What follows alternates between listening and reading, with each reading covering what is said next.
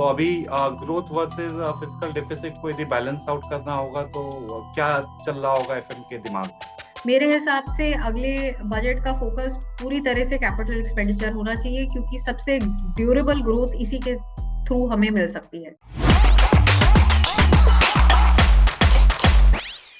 नमस्कार, आज हमारे साथ जुड़ रही हैं इकरा की चीफ इकोनॉमिस्ट अदिति नायर जी। अदिति जी, बहुत बहुत स्वागत है आपका हमारे इस शो पे। आज इकोनॉमी सर्वे बाहर आया है और इकोनॉमी सर्वे में जैसा कि हम देख रहे हैं कि गवर्नमेंट ने जो ग्रोथ रेट कमिंग फिस्कल के लिए प्रोजेक्ट किए है वो बिटवीन 8 to 8.5% का है and they are planning to close this fiscal with around 9.2%। तो कितना इंथुजियास्टिक है आप इस बारे में, क्योंकि अगर हम देखें तो वर्ल्ड बैंक का जो भी प्रोजेक्शन है उससे ग्रोथ रेट ऐसा लगता है कि स्केल डाउन किया गया है काफी। देखिए, हमारा जो अनुमान है वो ये है कि इस साल का ग्रोथ थोड़ा कम होगा, स्पेशली क्योंकि Q3 में भी हमने देखा कि काफी सेक्टर्स में वॉल्यूम ग्रोथ बहुत ज्यादा अच्छी नहीं है। आज भी जो कोर सेक्टर का अनुमान आया है वो 3.8% का ग्रोथ है दिसंबर के महीने में। और ओवरऑल हम तो यही तुलना लगा रहे हैं कि IIP की ग्रोथ उस महीने की 2% से भी नीचे होगी। अभी तक के जो कॉर्पोरेट रिजल्ट सामने आए हैं, उनमें ये दिख रहा है कि वॉल्यूम ग्रोथ बहुत ज़्यादा अच्छी नहीं है, लेकिन क्योंकि प्राइस हाइक्स काफ़ी कंपनीज़ ने ले ली थी, इस वजह से मार्जिन्स पे इम्पैक्ट नहीं आया। और Q4 में थोड़ा बहुत डिसरप्शन तो थर्ड वेव का हुआ है, डेफिनिटली बहुत ज़्यादा नहीं हुआ। यही हमने एक्सपेक्ट किया था कि बहुत लिमिटेड इम्पैक्ट होगा ओमिक्रॉन और थर्ड वेव का Q4 के जीडीपी पे, और अभी तक तो यही लग रहा है। जी। ओवरऑल हम ये एक्सपेक्ट कर रहे हैं कि जो मई 2021 में जो FY21 के जीडीपी नंबर्स निकले थे, उसकी तुलना में 8.9% की ग्रोथ होगी। तो जो 9.2% फर्स्ट एडवांस एस्टिमेट ने बोला था और जो आज इकोनॉमिक सर्वे ने बोला है, उसके कंपैरिजन में हम FY22 की ग्रोथ थोड़ी कम देख रहे हैं, 8.9% पे। और अगले साल के लिए हम थोड़े ज़्यादा ऑप्टिमिस्टिक हैं इकोनॉमिक सर्वे से। लोअर बेस पे हम 9% की ग्रोथ एस्टिमेट कर रहे हैं। ओके। 9% का ग्रोथ जो आप एस्टिमेट कर रही है, you are so optimistic about this number.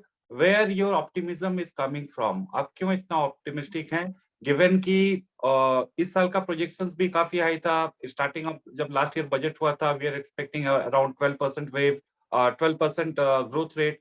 Then we saw the this second wave coming in and now the Omicron thing is still on, still it has not gone away. तो आपको ऐसा optimism क्यों दिख रहा है?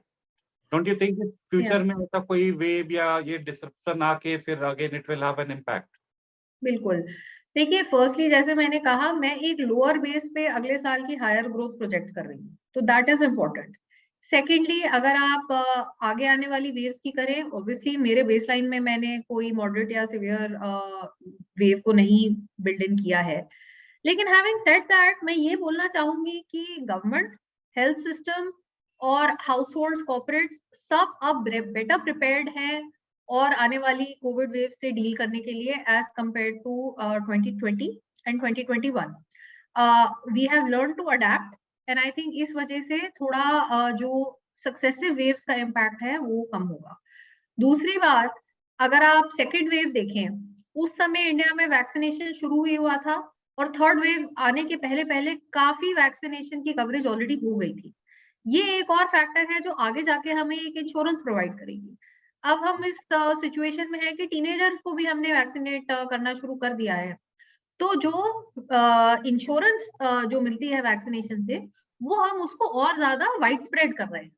And ये एक और रीज़न है कि हमें लगता है कि अगर कोई और वेव होती है, हो भी सकती है, मैं ये नहीं कह रही कि नहीं होगी, लेकिन मैं सिर्फ ये कह रही हूँ कि उससे हम लड़ने के लिए, वी आर उससे डील करने के लिए हम बेटर प्रिपेयर्ड हैं। Correct, correct. तो ma'am, if you can throw some highlight on the macro and micro economic indicators जो इकोनॉमी सर्वे से उभर के बाहर आ रहा है, how optimistic we should be? देखिए, एक चीज़ मैं थोड़ा इन्फ्लेशन के बारे में बोलना चाहूँगी। इकोनॉमिक सर्वे ने बहुत सेजली कॉशन किया है कि इम्पोर्टेड इन्फ्लेशन से हमें वेरी रहना चाहिए आगे आने वाले साल में, और मेरे हिसाब से ये एक बहुत ही इम्पोर्टेंट पॉइंट है। इन्फ्लेशन इस साल काफ़ी हाई था, WPI तो डबल डिजिट्स में है और CPI भी काफ़ी हाई है। जी। और अगले साल हमने जिस तरह से अभी रिबाउंड देखा है कमोडिटी प्राइसेज़ में, तो दो चीजें सामने आ रही हैं। एक तो WPI की इन्फ्लेशन बेस इफेक्ट के बावजूद 4% के आसपास अगले साल होगी। दूसरी बात, CPI इन्फ्लेशन में बहुत ही कम गिरावट हमें एक्सपेक्ट करनी चाहिए, क्योंकि अभी भी हमें लग रहा है कि काफी सेक्टर्स में एक राउंड प्राइस इंक्रीजेस का और आगे आ सकता है। तो इस वजह से इन्फ्लेशन डेफिनेटली कंसर्न बना रहेगा, और जैसे ग्रोथ में ड्यूरेबिलिटी और स्टेबिलिटी वापस आती है, तो MPC को अपना फोकस, जो मॉनेटरी पॉलिसी कमेटी है, उनको अपना फोकस वापस लेके आना पड़ेगा इन्फ्लेशन मैनेजमेंट पे। तो it's a matter of time, but rate hikes तो होंगे ही होंगे। US फेड ने तो बहुत अब क्लियरली ग्राउंड ले कर दिया है मल्टीपल रेट हाइक्स के लिए। हमें ये एक्सपेक्टेशन है कि मॉनेटरी पॉलिसी कमेटी शायद अप्रैल में अपना स्टांस चेंज करके अकोमोडेटिव से न्यूट्रल पे ले आएंगे। साथ ही साथ रिवर्स रेपो रेट में RBI की तरफ से एक इंक्रीज होगी, और अगली दो पॉलिसीज में हम 25-25 बेसिस पॉइंट्स का रिपो रेट हाइक एक्सपेक्ट कर रहे हैं। So the focus will change to inflation management. Interest rates का एक ही डायरेक्शन है, ऊपर की तरफ, और बोरोअर्स को इसके लिए अब प्रिपेयर्ड रहना चाहिए। So if the interest rates are like heading north, so will it not impact growth at the same time?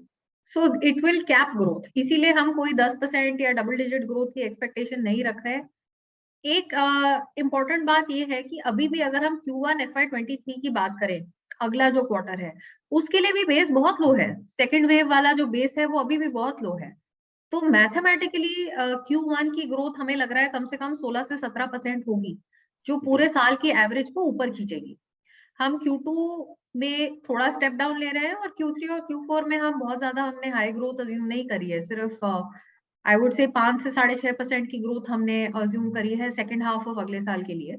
तो मुझे नहीं लगता कि हम बहुत ही ऑप्टिमिस्टिक हमने सिनेरियो बिल्ड किया है, एज लॉन्ग एज कोविड में बहुत ज्यादा म्यूटेशन नहीं होता और बहुत ज्यादा सिवियर वेव आगे नहीं आती। मैम, एक इंटरेस्टिंग पॉइंट जो इकोनॉमी सर्वे का हमने देखा कि अपना फॉरेन एक्सचेंज जो रिजर्व्स है, which is now placing India as the fourth largest forex reserves in the world. तो अभी जैसा आपने बोला कि यूएस ने ऑलरेडी फेड टेपरिंग चालू कर दिया है, and we have seen like lot of money going out of the Indian economy in the last couple of months, specially इस ईयर के सामने से यदि हम मार्केट का एक्टिविटी देखें तो do you think that this thing is going to continue, given यदि वहां पे रेट हाइक होता है तो investors will like pull off money, and ये जो fourth largest funds forex reserves है हमारे पास, उसमें इम्पैक्ट आएगा? देखिए, FIIs थोड़ा पैसा और बाहर निकाल सकते हैं, स्पेशली इक्विटी साइड से, we can't rule that out. लेकिन FDI में काफी पैसा अभी भी आ रहा है। अगर बॉन्ड इंडेक्स में इंडियन बॉन्ड्स का इंक्लूजन हो जाता है ग्लोबल बॉन्ड इंडेक्स में, उससे भी काफी पैसा FIIs का डेट साइड में आ सकता है। और जैसे कि अगर बिग टिकट IPOs होते हैं, LIC या अगर कोई और स्टार्टअप्स के IPOs होते हैं, तो उसमें भी FIIs का पैसा अभी अंदर आ सकता है। तो it's not a one way street. काफी फंडामेंटल फैक्टर्स हैं जो फॉरेन कैपिटल को इंडिया में भी अट्रैक्ट कर रहे हैं। तो सिर्फ एक डायरेक्शन में नहीं होगा, it is a bidirectional flow which will be there. हमारा एक्सपेक्टेशन ये है कि अभी भी जो हमने पिछले 1-1.5 महीने में देखा, जैसे कि जब RIL ने अपना लार्जेस्ट एवर बॉन्ड इशू किया था, उसके बाद रुपये बहुत स्ट्रेंथन हुआ था। तो ऐसा नहीं है कि सिर्फ डिप्रिसिएशन ही डिप्रिसिएशन हमें बिल्ड इन करना चाहिए। और क्रूड ऑयल प्राइसेस इतने हाई होने के बावजूद आज भी रुपये ने थोड़ा अप्रिशिएट किया है। तो आई थिंक ओवरऑल हम एक मेजर्ड रिस्पॉन्स एक्सपेक्ट कर रहे हैं, और हमें नहीं लगता कि आने वाले क्वार्टर में INR USD के मुकाबले 77 को क्रॉस करेगा। हम 74 टू 77 की रेंज अभी देख रहे हैं। फॉरेन एक्सचेंज रिजर्व्स हमारे काफी बड़े हैं, और उससे कोई भी डिसऑर्डरली डिप्रिसिएशन को स्टेव ऑफ करने का उनमें क्षमता है। मैम, लास्ट ईयर के बजट में हमने देखा कि एफएम ने फिस्कल डिफिसिट का एकदम भी चिंता ना करते हुए presented a very bold budget. This year how it is going to be, क्योंकि अभी वो ग्रोथ अभी भी जो लाना चाहते थे इंडियन इकोनॉमी में अभी वो आया नहीं है। तो अभी ग्रोथ वर्सेस फिस्कल डिफिसिट को यदि बैलेंस आउट करना होगा तो क्या चल रहा होगा एफएम के दिमाग में? देखिए, उनके दिमाग में क्या चल रहा है ये मैं सेकंड गेस नहीं करूंगी, मैं आपको सिर्फ अपना एनालिसिस पेश करूंगी। मेरे हिसाब से अगले बजट का फोकस पूरी तरह से कैपिटल एक्सपेंडिचर होना चाहिए, क्योंकि सबसे ड्यूरेबल ग्रोथ इसी के थ्रू हमें मिल सकती है, और ये हमें बहुत ही इसकी जरूरत है आगे जाके अनसर्टेनिटी को काउंटर करने के लिए, कि एक ड्यूरेबल ग्रोथ इम्पल्स सामने आए जो कैपिटल एक्सपेंडिचर प्रोवाइड कर सकता है। टैक्स बॉयंसी बहुत अच्छी रही है पिछले 1 साल में, और जो एडिशनल टैक्स रेवेन्यूज है, हमारा तो यही व्यू है कि उनको टारगेट करना चाहिए, रिंग फेंस करना चाहिए कैपिटल एक्सपेंडिचर के लिए। इसके बावजूद भी थोड़ी बहुत फिस्कल कंसोलिडेशन हमें अगले साल देखने को मिल सकती है। तो the focus should be growth enhancing capex, not necessarily the largest fiscal consolidation that is possible. So you mean to say that we are going to further slip on the fiscal deficit target, or like they are going to retain it to the current level?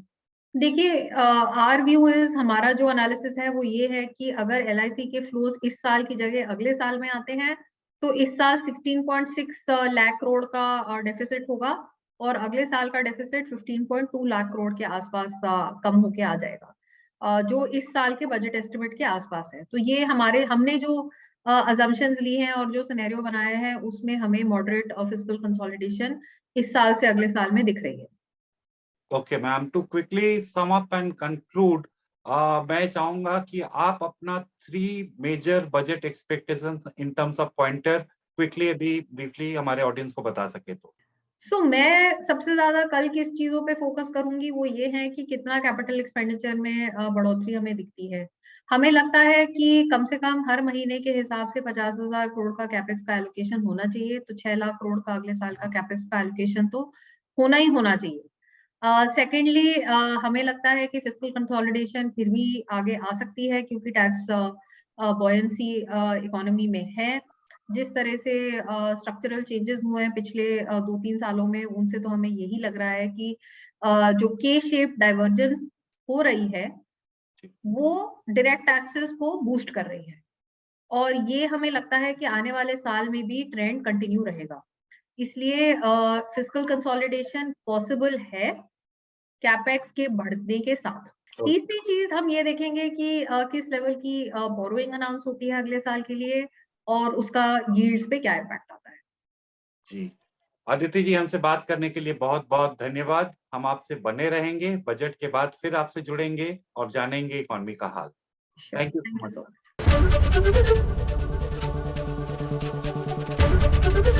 ABP news आपको रखे आगे।